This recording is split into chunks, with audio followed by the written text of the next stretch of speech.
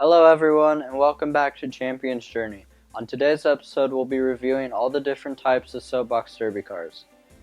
Yeah, so there's 5 kinds of cars in the modern sport. We've got stock for the youngest kids, super stock, masters, round bottom or glass wrap masters like this one, and then legacy is the newest division, and that's like the white car we had out in episode 1 here. So we put a different car out here just to kind of highlight a different kind of car. This is a round bottom masters, and this car has a really colorful history. It was built in the early 2000s with the help of 2 of the giants of the sport, Earl Blair and Danny Kuntz. They built it with a young man in Elk Grove, California, with the intent of racing it at the All-American and the NDR. The story I heard is by the time they finished building the car, he'd grown so big that he couldn't fit in the car, which I could definitely relate to that because this is Ronan's tightest car. Yeah. Is it an easy car to get into, Ronan? No, it's really tight. Yeah, we have to pretty much squeeze you in there. Yeah. But the car passed hands to a friend of ours, Betsy Smith, in Tuolumne, California, and her dad, Brad, campaigned it for several years at the NDR. Did quite well, including winning a national championship in it. And then the car sat idle for a while in Brad's garage, and he reached out to us and said, "Hey, do you guys want to race this car?" And got it to us a couple of years ago. We went through it from top to bottom. Had to do some pretty good mods to it. We put a handbrake in, which is what Ron likes to drive. We moved the steering and brake forward about a foot to fit him better. Put in a backrest and headrest because he likes to have that type of a setup there. We put all new airfoils on to improve the aerodynamics. Made a few other changes to the car to allow us to align the axles a little better. We'll get into that kind of stuff in a future episode. And then what did we do with it, Ron? After all the work was finished on it, we took it to the NDR and we did pretty good in it. Yeah, had a couple of good years with this, and plan to race this one again next year in Indianapolis. Yeah. You've one of the few kids, Ronan, who've driven all 5 of the car types. I think there's at least a couple others, but who've done so. But what of the different cars, Ronan, that you've raced? What's your favorite? I really like racing all of them, but I'd have to say my favorite to race is probably Legacy because it goes the fastest. It doesn't go faster by too much, but there's definitely a difference. And also just the process of building the car is like really neat because we build it from top to bottom, and it's just awesome to see it happen. Yeah, it was a fun process. Yeah, it was. Kind of the old school building. Took quite a bit of time. Yeah, like lots of late nights till like 2 a.m. and 3 a.m. and just many hours, but it was worth it. Yeah, it was worth it. It was a fun process. We'll get into more about the Legacy build in a special episode just on those cars. But for tonight, we'll go through and the history of the cars from the beginning back in the 30s through the modern day, how they evolved as the rules changed and the sport changed and the designs got more and more sophisticated, and share that with you. And so come on along. Okay, for those of you who've not seen the inside of a Masters car or a soapbox derby car, this is a lay-down round bottom Masters car. We're going to show you the inside. So there's the helmet that indexes into the body. We built this seat rest, which Ronan likes to drive with a backrest, so we put normally a folded up towel on that for padding. And then he's laying down in here. You can see it's recessed out where his body goes. You can see the steering and brake assembly here. We have a handbrake in this car, so you pull back like this. It's hard to see that, but I'm pulling back, and it's activating a spring-loaded brake stem that goes straight down through a cable. And as you steer this assembly side to side, and in racing you're only steering it very, very little. Typically, it's operating these cables out to the ends of the axle and doing your steering, and then there's these ring cable adjusters which allow you to adjust your steering tension and fine-tune your steering. That's a basic operation on almost any derby car. Many of the cars, instead of having a pull-back handbrake like this, will have a foot-operated brake. That's kind of a driver's option. Hey, if you like what you're seeing here, please hit subscribe. ring the bell to be notified of new videos, give us a thumbs up, and share with your friends. The name Soapbox Derby was coined by newspaperman Myron Scott in 1933. Scotty, as he came to be known, saw a group of boys racing home-built cars down a local hill in Dayton, Ohio, and he later arranged an informal race for 19 boys. Scott and others were taken with the idea of creating a nationwide event around this, and in 1934 the first All-American Soapbox Derby was conducted in Dayton. Generous sponsorship by Chevrolet, and in turn the numerous newspapers they worked with across the United States, provided the Derby with a major push right out of the gate. A year later, the race moved to Akron, Ohio, and the magnificent Derby Downs was built as a WPA project on the site of a former ski hill. The cars in these early days were all over the map design-wise, but very rapidly started to take on the basic form we recognize today. Despite the name, I'm unaware of any serious Derby racer ever being built from a soapbox. The cars were initially intended to be boy-built, but even early on it became obvious that there was some level of collaboration going on between the boys and their adult mentors. The rules were later amended to acknowledge this collaborative approach, while still ensuring that kids take on an appropriate amount of the work to ensure a genuine learning experience. This is something we'll address in detail in a later episode, but suffice to say the bond between youth and mentor, where technical and manual skills are passed down, is one of the wonderful aspects of Soapbox Derby. From the inception of the sport in 1934 up through 1975, there was only a single division. With the arrival of Chevrolet in 1935 and large college scholarship prizes that attracted nationwide attention, the need to ensure both safe and fair racing became urgent. A national control board was established to govern the sport, and the first rule books were issued. That board exists today as the AASBD Racing Commission. Many changes have occurred down through the years, ranging from the standardization of wheels and axles to the elimination of windshields and metal bodies. For the good of the sport, rules were put in place to ensure safety, control complexity, and limit costs. By the early 1950s, the rulebook had grown to around 30 pages. Many innovations have occurred throughout the years. Some, such as lay-down style cars introduced in the late 1960s, have been allowed to stand, while others, such as external shotgun steering, meant to reduce cross-sectional area and the resulting aerodynamic drag, have been ruled out. As in any sport, the evolution of rules has always been a hot topic for debate. That said, the underlying mission has been to keep the sport safe, affordable, and equitable. One of the key rule changes was opening the sport up to girls in 1971. While it did not alter the car design, it certainly upped the level of competition. In 1975, Karen Stead of Lower Bucks County, Pennsylvania became the first female world champion. In subsequent decades, the mix of champions has been roughly 50-50.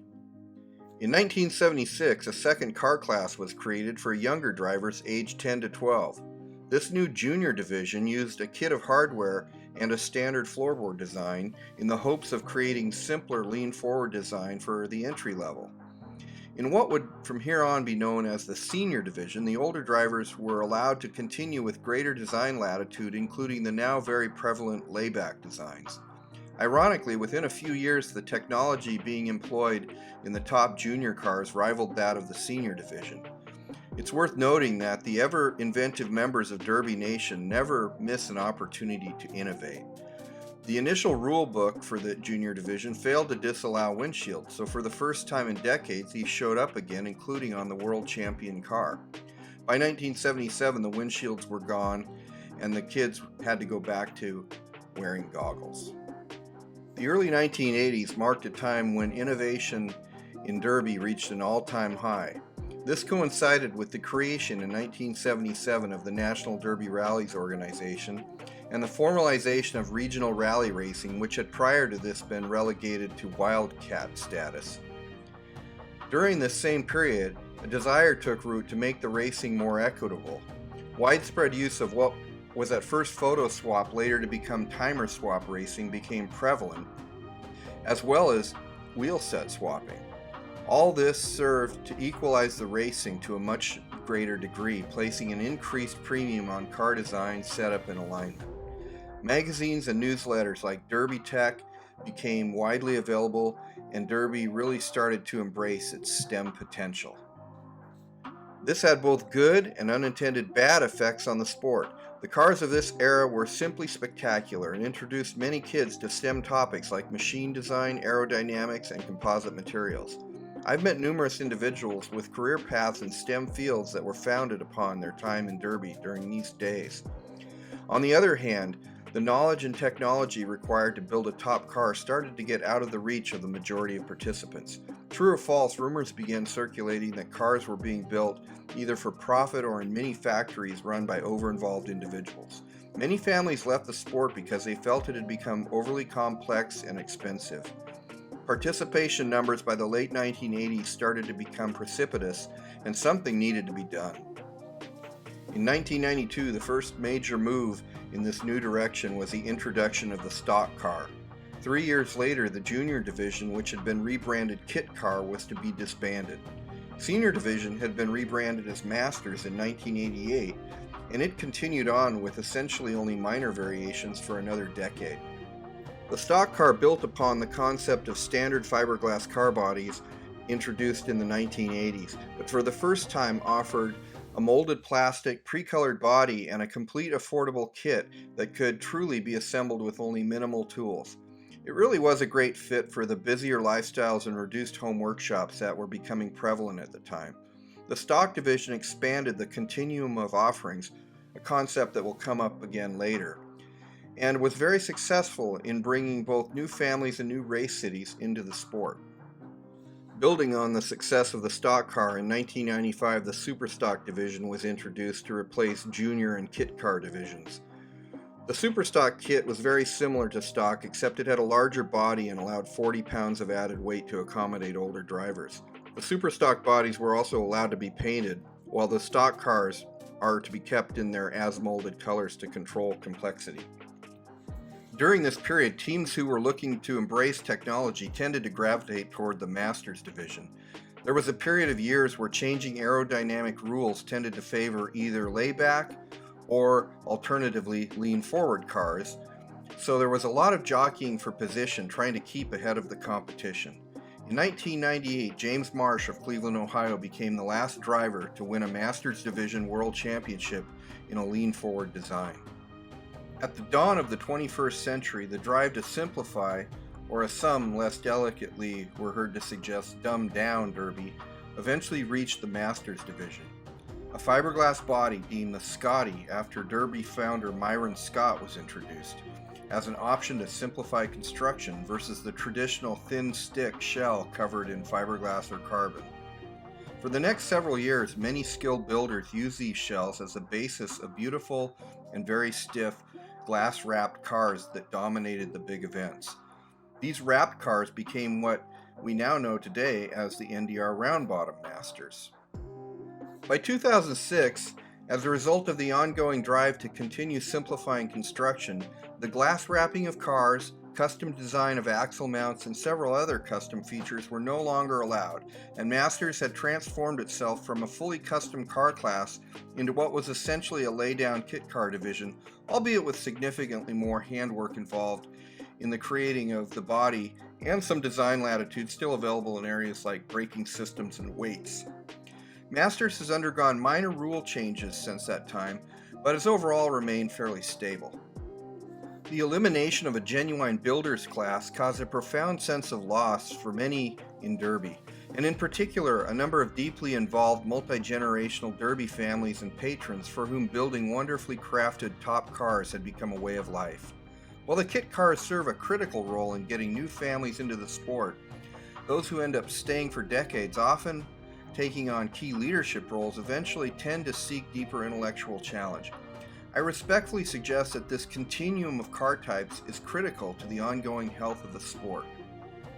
In 2004, with the impending transformation of Masters away from custom design looming large, a group of enthusiastic builders created an all-new division entitled Ultimate Speed. Ultimate offered only the most basic of rules restrictions around car wheelbase and weight, and otherwise flipped the rulebook wide open.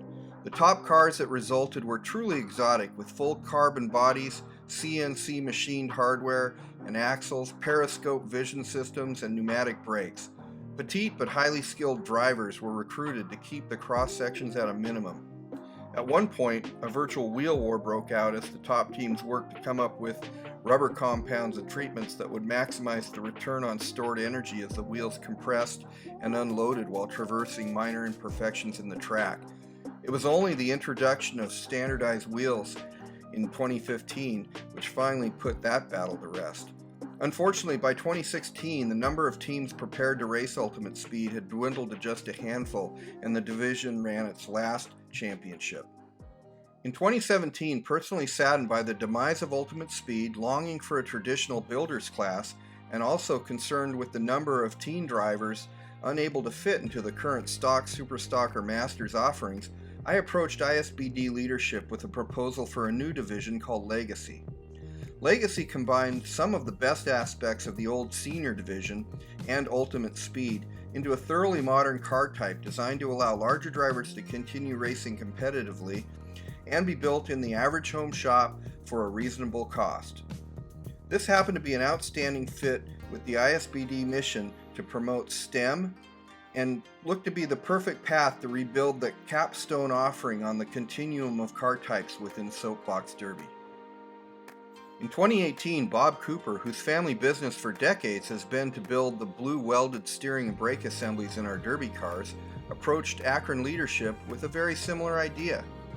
So in spring 2018, we combined forces and formed a steering committee to develop this new class with lots of input from Derby Nation.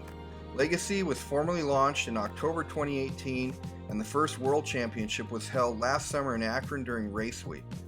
It's notable this was a double elimination lane and wheel swap championship, adding credibility to the goal of Legacy as being the world's Gravity Grand Prix. The inaugural Legacy World Championship was won by Jordan Wells of Indianapolis, Indiana in his sleek gray racer, while our son Ronan took second in his white car Katana. So if you look through the whole history of Derby cars, we talked about them all here today, with one exception. Class 1 was an entry-level class that ran for a number of years in the 80s and early 90s, I believe at the NDR only. There have been 10 different classes of cars created in the 85-year history of the sport. So seeing the 10th one, which was Legacy, all the way through from inception to the first World Championship last July with 10 top teams from around the country competing, was a Derby experience that a few of us involved with it are never going to forget. We're going to have a separate show just all about Legacy, the development in the first year, and how the cars are different than the others and how they're laid out. It was an awesome experience. It's great to see it's picking up a little momentum. I know they've sold a number more kits this year. We expect the field to be at least 50% bigger in year 2. It's gotten picked up for the Invitational in Chattanooga and another big race, which will be announced shortly. So it's starting to pick up steam. It's nice to see that we've got that top end of the continuum all the way from the basic stock right up through your STEM-intensive cars represented now. And you also have an option for your bigger drivers in Legacy. We had 3 drivers who were over 6 feet tall racing these things, so it's really cool that we got that going now. Hey, thanks for joining us. Our next episode is going to be a trip report from a race we're going to in Las Vegas next weekend, Veterans Day weekend. Thank you, veterans, and we'll see you there. Thanks. Derby for life.